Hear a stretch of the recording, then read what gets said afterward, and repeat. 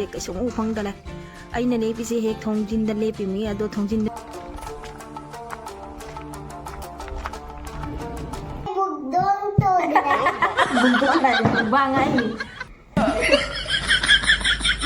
ꯄꯨꯡ 5:30 ꯇꯥꯔꯝꯃꯦ ꯇꯨꯝꯃꯒ ꯑꯃꯒ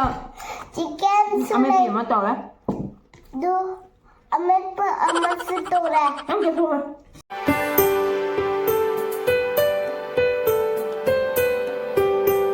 Hello everyone, good morning, welcome back to my channel. Mayam ngasigi vlog sidi jengo mayam sigi weather sigi haujarage ngasigi weather sigi weather si jengo mayam haju pung 8 ga mini pung 8 makhai ta salakadore ado thenga ga leichin tha da lei si jengo je kaisung u phangdale aina lepisi hek thongjin da lepimi ado thongjin da lepase hisi ga thangnari ba jum si baw do u phangdi si jengo fajana leichin je thare ko ngasi se ngan han di toram di ngasi digi tori ni se thenga ga thaja lei si jengo angang jing se school chat khare ado mayam video se ngasi gi video se ko adum aina de ngasi gi winter gi season gi no mo gi dum tawja bado mayam da sum uchara ge mayam su sum jing mina si mayam cha bado du ulak dra ba do khali play je hoine ulle ado mayam ai haji kon chu pheng do ge moi cha moi chat khra ga ma tung ga ai cha bani ado haji se kon pheng do ge breakfast ki breakfast ba lo bagi kon chu pheng do ge ta mayam ai ne breakfast se ngasi gi breakfast se tan ga sabji ge to ina ba ko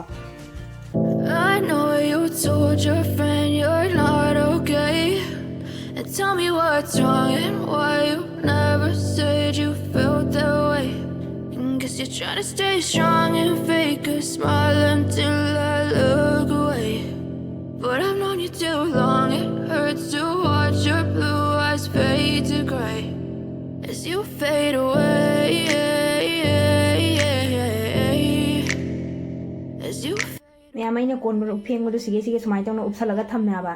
ado kon phe thambam leitaba ni na ne sumaina upsalaga thambaga sije kanghalaga machum je tahalaga matungda dagi sida thamdoi me ba ko asigi rek sida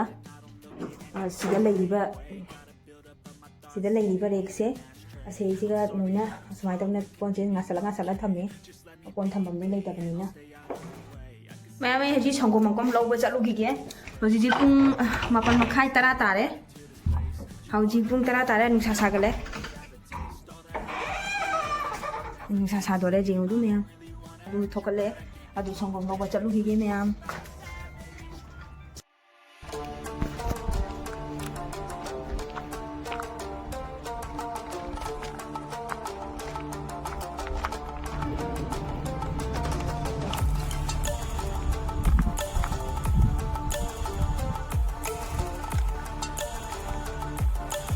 magi sendem jo yuk san la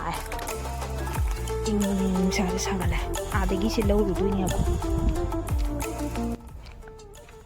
mayamai sangom puraga lae asigi sangom se akoi gi keno gi tarap te gi lasan da phang bani ab ko daily gi nuti gi amamam tawna phangi akoi di jerum law bani na ado jerum law ba kangu singi na je chi packet se amamam phangi adha liter se ado law da ba kangu gi na dum packet ani phangi ba ko do sini mayam asi se law re sulai ba ko ai kachra se langcheu dai da na tawri ado mayam tanga kachra se langcheu thi de mayam si kachra hingche hunjeu gi ge rang la jom chala thami me ba ko to ada lai de kachra sin na wa chal la ha kachra ada lai ne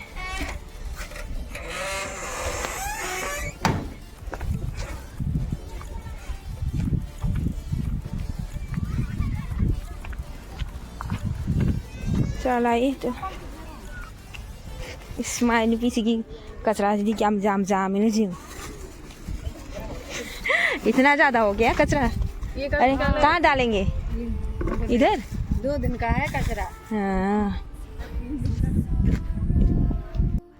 mayamai hauji ki barogi hinjang che dum semkal lage pani rombo oina tawrage ado panche ina ajum digi lakpa matamda mamana hapi rakpani abako kano chara ama dum chaw jana hapapani ado panche haji phau leiri aigi akhwani ta orbani na do chara ani thokna sana re pan hamam khara amadi iro kana tawdana khara amana chamthong tongna cha khare ado se khara le hobase asi iro ma tawrage ꯏꯔꯣꯝꯕ ꯑꯃꯒ ꯑꯗꯨꯗꯒꯤ ꯆꯝꯊꯣꯡ ꯑꯃꯒ ꯇꯧꯔꯒꯦ ꯑꯗꯨꯗꯒꯤ ꯖꯦꯔꯨꯝ omelette ꯇꯧꯔꯒ ꯍꯧꯔꯒ ꯑꯗꯨꯃꯥꯏꯅ ꯑꯗꯨꯝ ꯆꯥꯁꯤꯜꯂꯅꯤ ꯉꯁꯤꯒꯤ ꯂꯟꯆꯁꯦ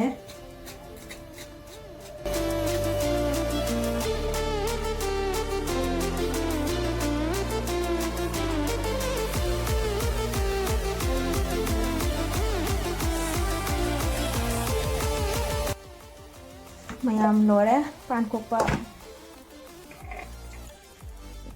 ꯃꯌꯥꯝ ꯄꯥꯟꯁꯦ ꯁꯨꯝ ꯉꯥꯟꯖꯟꯈ꯭ꯔꯒꯦ ꯁꯨꯃꯥꯏꯅ ꯇꯧꯅ ꯎꯇꯣꯡꯉꯥꯁꯤꯁꯨ ꯍꯥꯞꯆꯜꯂꯦ ꯎ ꯃꯣꯔꯣꯛ ꯂꯩ ꯎ ꯃꯣꯔꯣꯛꯇꯨꯒ ꯃꯦꯠꯀꯅꯤ ꯑꯗꯨ ꯁꯨꯃꯥꯏꯅ ꯇꯧꯅ ꯍꯥꯞꯆꯜꯂꯦ ꯆꯥꯛꯇ ꯁꯨꯃꯥꯏꯅ ꯍꯥꯞꯆꯜꯂꯒ ꯑꯗꯨꯝ ꯊꯥꯡꯒꯠꯈ꯭ꯔꯒꯦ ꯃꯌꯥꯝ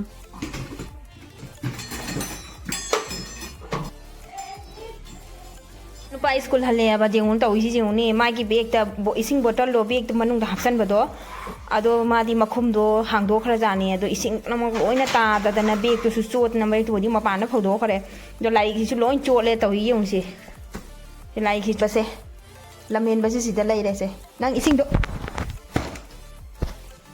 ꯃꯣꯕꯥꯏꯜ ꯇꯥꯔꯝꯃꯗꯤ ꯑꯩ ꯍꯥꯏꯕ ꯏꯁꯤꯡꯗꯣ ꯀꯔꯝꯍꯥꯏꯅ ꯍꯩꯗꯣꯛꯏꯅꯣ ꯑꯩ ꯃꯥꯏ ꯃꯤ ꯃꯊꯟꯇ ꯍꯥꯡꯗꯣꯛꯈ꯭ꯔꯤꯅꯦ ꯑꯩ ꯃꯈꯨꯝꯗꯣ ꯃꯊꯟꯇ ꯍꯥꯡꯗꯣꯛꯈ꯭ꯔꯤꯅꯦ ꯑꯩ ꯑꯗꯨꯅꯅꯦ ꯑꯩ ꯕꯦꯒꯇꯣ ꯐꯧꯗꯣꯛꯈ꯭ꯔꯦ ꯏꯆꯥꯅꯨꯄꯥ ꯆꯥꯛ ꯄꯤꯖꯕ ꯂꯣꯏꯈ꯭ꯔꯦ ꯂꯨꯖ ꯈꯣꯠꯆꯟꯅ ꯂꯣꯏꯔꯦ ꯑꯗ ꯍꯧꯖꯤꯛ ꯇꯨꯝꯗ꯭ꯔꯣꯕꯅꯤ ꯇꯨꯝꯃꯁꯤ ꯂꯥꯛꯑꯣ ꯇꯨꯝꯃꯁꯤ ꯂꯥꯛꯑꯣ ꯅꯪ ꯇꯨꯝꯅꯤꯡꯗ꯭ꯔꯣ ꯕꯁꯇ ꯇꯨꯝꯕ ꯂꯥꯛꯑꯕ ꯌꯦꯡꯉꯨ ꯂꯥꯛꯑꯕ ꯂꯥꯛꯇ꯭ꯔꯤꯕꯣ ꯃꯌꯥꯝ ꯍꯧꯖꯤꯛꯁꯦ ꯅꯨꯡꯊꯤꯟ ꯑꯣꯏꯔꯦ ꯑꯗꯣ ꯏꯃꯥ ꯏꯆꯥ ꯍꯧꯖꯤꯛ ꯄꯣꯊꯥꯒꯦꯅ ꯇꯧꯔꯤ ꯃꯄꯥꯗꯤ ꯊꯦꯡꯉꯦꯅ ꯆꯠꯈ꯭ꯔꯦꯕꯀꯣ ꯑꯗꯣ ꯑꯩꯈꯣꯏ ꯍꯧꯖꯤꯛ ꯉꯥꯏꯍꯥꯛ ꯄꯣꯊꯥꯔꯅꯤ ꯉꯁꯥꯏꯗꯒꯤ ꯇꯨꯝꯃꯣ ꯌꯥꯗꯅ ꯇꯧꯔꯤ ꯃꯤꯁꯦ ꯑꯁꯤ ꯉꯁꯥꯏꯗꯒꯤ ꯇꯨꯝꯃꯣ ꯌꯥꯗꯅ ꯂꯥꯎꯅꯗꯅ ꯂꯩꯔꯝꯃꯤꯕ ꯑꯗꯣ ꯃꯌꯥꯝ ꯉꯁꯤ ꯍꯧꯖꯤꯛ ꯉꯥꯏꯍꯥꯛ ꯄꯣꯊꯥꯔꯒꯦ ꯕꯥꯏ ꯕꯥꯏ ꯃꯌꯥꯝ Bye bye, Mayam. ꯃꯌꯥꯝ ꯄꯨꯡ 5:30 ꯇꯥꯔꯝꯃꯦ ꯇꯨꯝ ꯍꯧꯒꯠꯂꯛꯄꯗ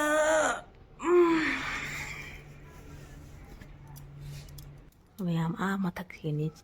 ꯆꯤꯔꯠ ꯇꯧꯋꯦꯕꯀꯣ ꯎꯆꯤ ꯑꯃ ꯂꯩꯔ ꯃꯥꯜꯂꯦ ꯑꯝꯇꯪ ꯌꯦꯡꯒꯦ ꯆꯤꯌꯥꯔ ꯑꯩꯁꯦ ꯆꯤꯌꯥꯔꯁꯦ ꯄꯨꯁꯜꯂꯦꯕꯀꯣ ꯆꯤꯌꯥꯔ ꯄꯨꯁꯜꯂꯦ ꯃꯊꯛꯇ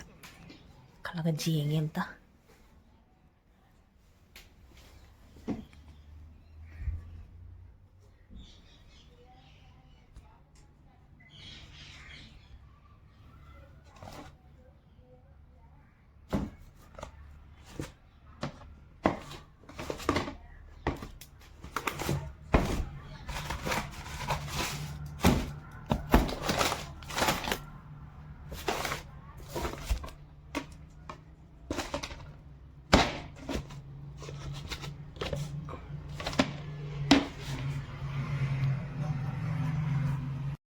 ꯃꯌꯥꯝ ꯎꯆꯤꯁꯦ ꯁꯤꯒꯗꯤ ꯅꯠꯇꯦꯕꯀꯣ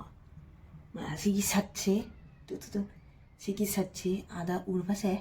ꯇꯨ ꯑꯥꯗꯒꯤ ꯑꯍꯣꯕꯁꯦ ꯇꯨ ꯑꯥꯗꯒꯤꯁꯦ ꯀꯩꯅꯣ ꯇꯧꯔꯝꯃꯦꯕꯀꯣ ꯑꯁꯤꯒꯤ ꯃꯣꯏꯁꯦ ꯊꯣꯛꯂꯛꯏꯑꯕ ꯍꯦꯛ ꯃꯊꯛꯇꯗꯤ ꯃꯥ ꯂꯩꯗꯤ ꯂꯩ ꯃꯥ ꯎꯆꯤꯁꯦ ꯃꯊꯛꯇꯗꯤ ꯂꯩꯕ ꯎꯆꯤꯁꯦ ꯅꯨꯡꯗꯥꯡ ꯈꯨꯗꯤꯡꯒꯤ ꯃꯊꯛꯇ ꯀꯨꯛ ꯆꯦꯟꯗꯣꯔꯤꯕꯁꯦ ꯁꯠꯁꯤꯒ ꯃꯌꯥꯝ ꯅꯨꯡꯗꯥꯡꯒꯤ ꯍꯤꯟꯖꯥꯡꯁꯤꯗꯤ ꯆꯤꯛꯀꯟ ꯕꯣꯏꯂꯤꯡ ꯑꯣꯏꯅ ꯇꯧꯔꯦ ꯍꯥꯎꯒꯗ꯭ꯔꯥ ꯍꯥꯎꯔꯣꯏꯗ꯭ꯔꯗꯤ ꯈꯪꯗꯦ ꯃꯥꯅ ꯇꯧꯔꯝꯃꯤ ꯃꯤꯁꯦ ꯁꯤ ꯑꯣꯏꯅ ꯆꯥꯊꯔꯛꯑꯅꯤ ꯃꯌꯥꯝ ꯉꯁꯤꯗꯤ Okay, bugdong to nila. Buntuan na yung bangay.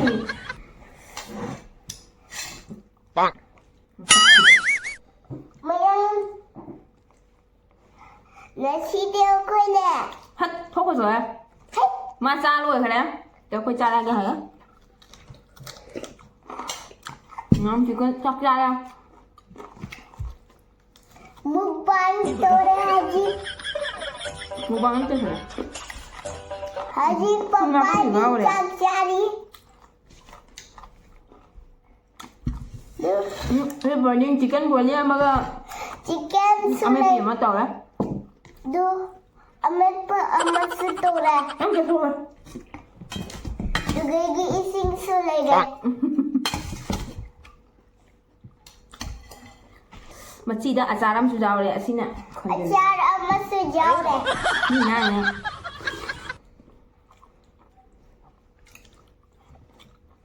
Do. Egi makhud. Do masam. Do kilip. Duga duga duga duga duga duga. Mukbang tora. นุ่งทางกินดินเนอร์เซนซี่วันนี้นุ่งเต่าละอยู่กันบนนี้มันก็ดีอเมปีมันก็ Ami pa mga tora. มาแล้วนุ่งเลยสเลมยัง Mayam bye byeเลยเสร็จแล้วmayam bye bye. Good morning mayam ay ngarang gi video do loisan ba do loisal hawdra ba ko ado nga hajik se morning gi pung tara tare video do loisal hawdra na video se amung loisan ngai dana namak pani ado mayam ai gi video se kasu ba video budi na te ba ko ado dum mayam su mai su tawpham haidi video se nampham khangdana kai nam sigi ai dana ado dum thanga charak pani ado mayam sum nungai nungai te comment su tawbirau ado kai kai video thagaloge ai su mayam su tum comment ta haibirau ado mayam video se sum nuai beragadi like share subscribe to view mayam bye bye